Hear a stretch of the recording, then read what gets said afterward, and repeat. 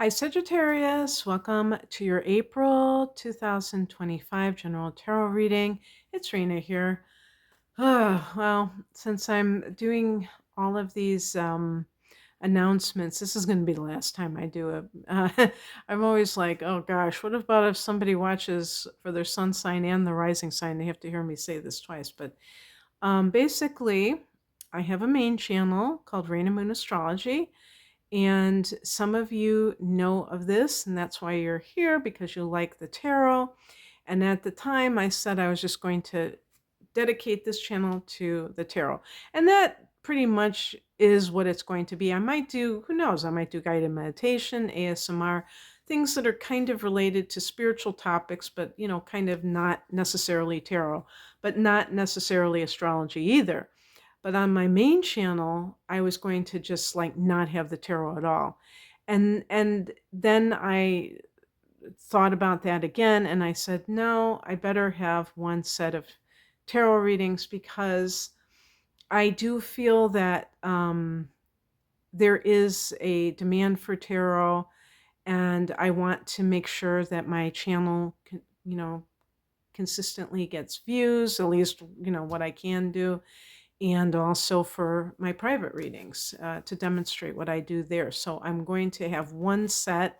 I think it'll always be like end of the month readings, which I usually put out mid-month, around that time, maybe even a little bit before mid-month for the end of the month.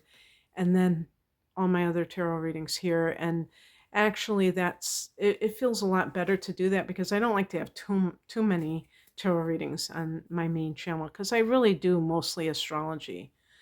And I think some people like both though, and that's the thing. And that's why it gets a little bit complicated because some people have, everybody has different preferences. So just wanted to, if you were kind of confused why, I do have like end of March videos on that main channel. So Rain and Moon Astrology. So I do have one for your sign if you're interested.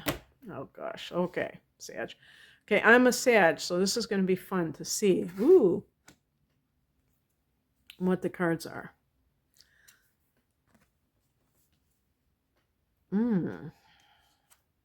Wow, the first three are major arcana cards. Wow. And actually, the Wheel of Fortune is connected to Jupiter too, so that's pretty cool. Oh my gosh. I think I got these exact same cards in the same order. I don't know. That's weird.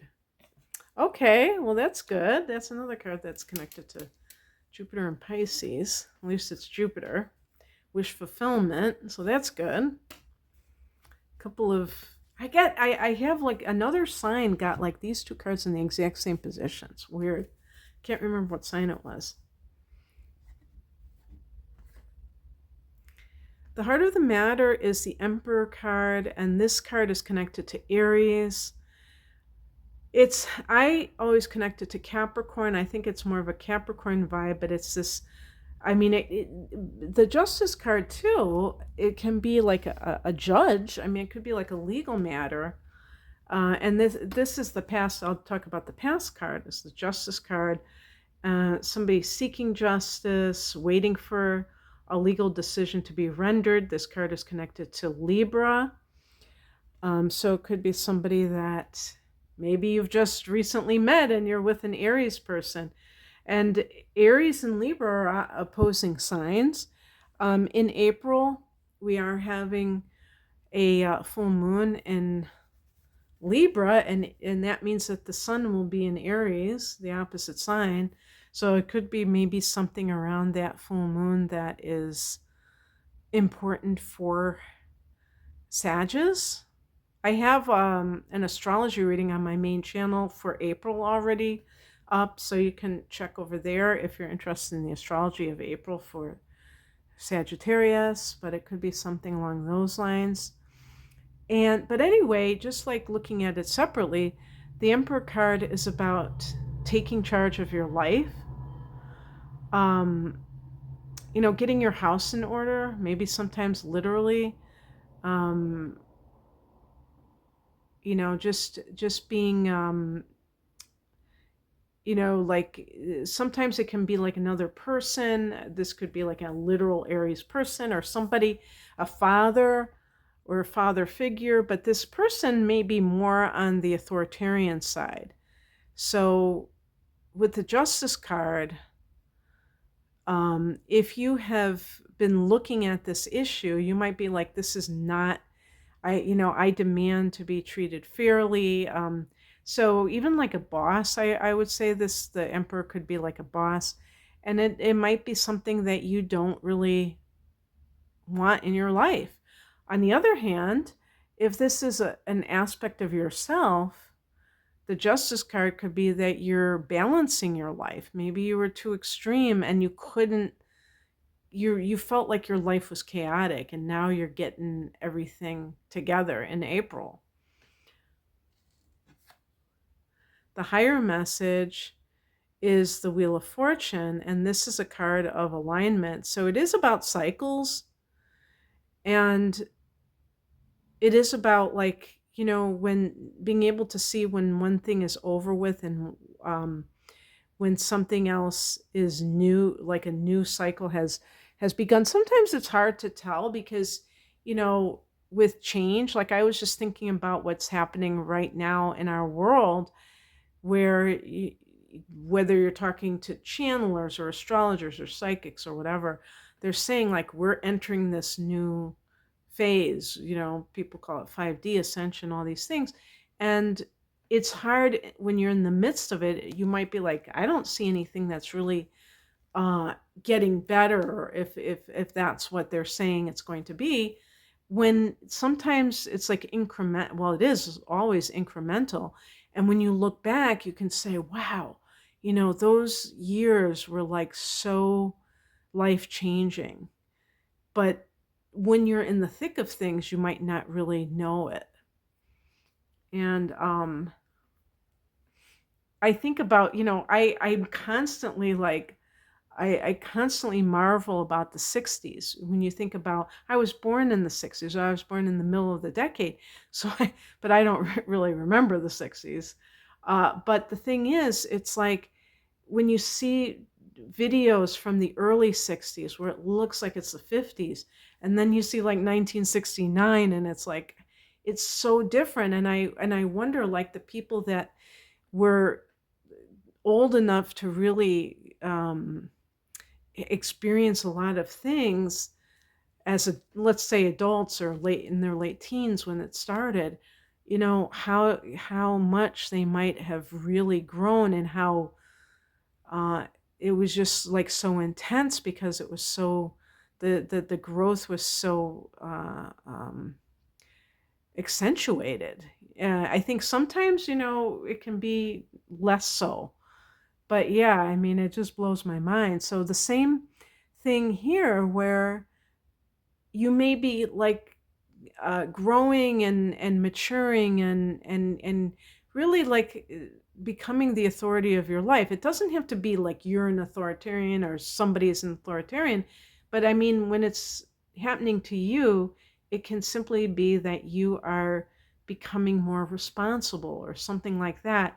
But it's hard to gauge because it's like things happen slowly. The justice card is about balance, and the Wheel of Fortune is about cycles. Now, what's interesting, I was thinking, oh no, this card, because it's always so challenging. But here's what I think. I think that in this context, the Ten of Swords is actually about being able to see that some negative cycle is over with. Maybe you still are hanging on to that and you believe that it's still going on when it's not, when it really is over with. And because this is also a card of betrayal. So, I mean, I suppose in some cases, if you're in a relationship with someone and it's not working out, maybe you're in denial over the betrayal. And the Wheel of Fortune is about understanding when something has run its course. Maybe it's not really something for you anymore. What's coming in is the Three of Swords. This is a card of heartbreak, but it's also a card of a clean break. And that's what I was saying with whatever that sign was, is that maybe there's something that you need to like just let go of very, very decisively in your life. Because one example would be if you're back and forth with someone and it's like you always think it's going to work out and it never does. And sometimes you just have to go no contact. You just have to like let it go. And by doing so, you're kind of like, it's almost like on an energetic level, it's like you're sealing something up so that it doesn't, it's not leaking. Like you're not just leaking energy by just hoping that someone will change when you know down deep that it's never, every time you try to give that person the benefit of the doubt or reunite with them, it doesn't work out. So being able to do so. The outcome is the Nine of Cups, and this is a card of wish fulfillment. And I think really that's what makes me think that this is less about heartbreak and more about a clean break. The Nine of Cups is about having what you want. Sometimes you have to let go of something decisively and say, nope, that's it for me. And then you get rewarded with whatever it is that you want, because it's like you're choosing, you're aligning with your highest good, by doing that. So this can be the feeling of winning the lottery, but it's like on the emotional level but it's not, in other words, what I'm seeing here is it's not coming without you having to step up to the plate, Sag. So, keep that in mind.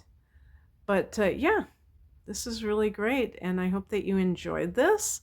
If you would like a private reading, be it astrology, the tarot, or both, I have package deals and single readings. You can find out more information at the link below. Thanks for watching. Bye.